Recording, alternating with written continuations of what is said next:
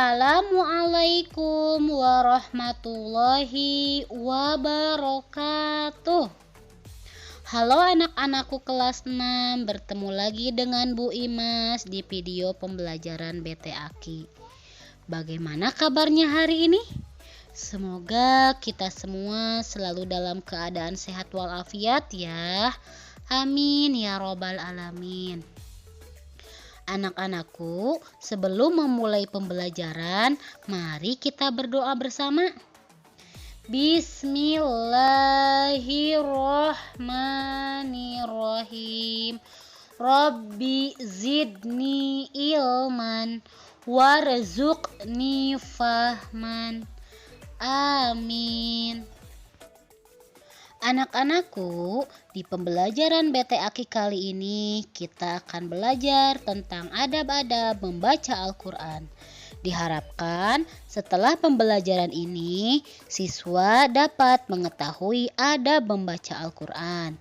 Yang kedua, siswa dapat mempraktekkan adab membaca Al-Quran ketika membaca Al-Quran di rumahnya masing-masing. Nah, anak-anakku, ayo kita mulai pembelajarannya ya. Al-Quran adalah firman Allah yang diturunkan sebagai pedoman hidup manusia. Al-Quran memberi petunjuk dan memberi bimbingan kepada umat manusia dalam menjalani hidupnya, agar kita semua selamat di dunia dan selamat di akhirat. Bagi seorang muslim, tidak ada ilmu yang lebih utama daripada mempelajari Al-Quran.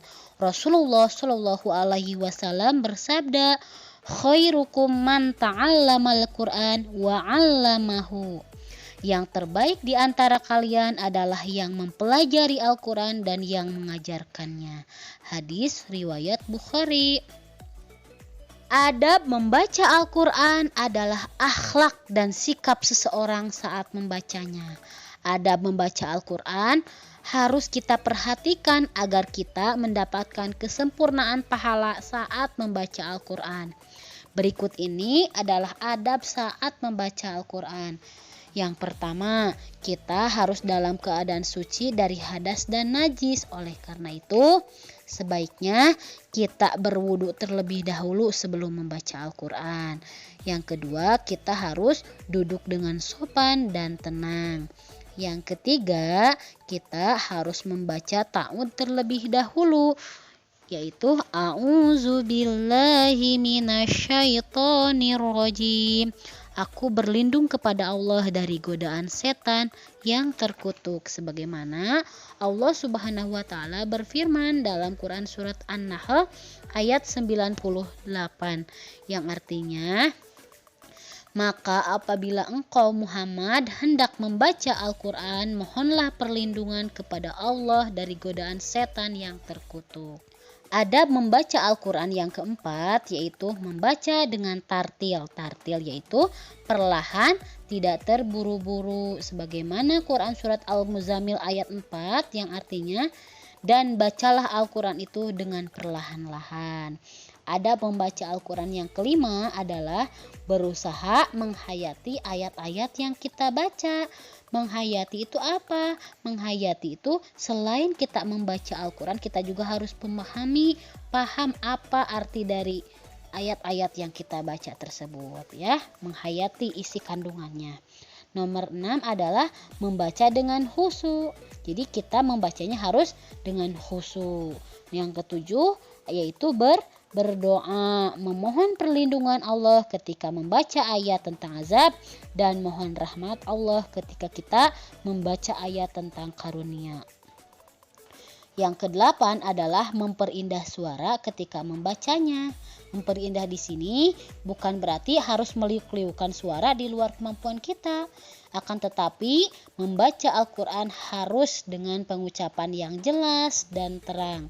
Panjang pendeknya betul, bacaannya pun harus diperhatikan sebagaimana Rasulullah SAW bersabda dalam sebuah hadis, hiasilah Al-Quran dengan suaramu. Adab membaca Al-Quran yang terakhir adalah membacanya dengan suara lembut dan pelan, terutama saat kita berada di dalam tempat yang ramai. Jadi tidak boleh sambil teriak-teriak ya. Kita harus membacanya dengan pelan-pelan. Nah, bagaimana dengan materinya? Apakah sudah pada mengerti semuanya? Semoga kalian semua dapat mengerti ya materi yang sudah Ibu sampaikan barusan. Anak-anakku, demikianlah pembelajaran BTAQ pada hari ini. Semoga dapat bermanfaat dan jangan lupa pelajari dan kerjakan buku paketnya ya. Sekian dari Bu Ima, sampai bertemu kembali di video pembelajaran berikutnya. Mari kita tutup dengan doa kifaratul majlis. Subhanakallahumma wa bihamdika asyhadu alla ilaha illa anta astaghfiruka wa atubu ilaik. Wassalamualaikum warahmatullahi wabarakatuh.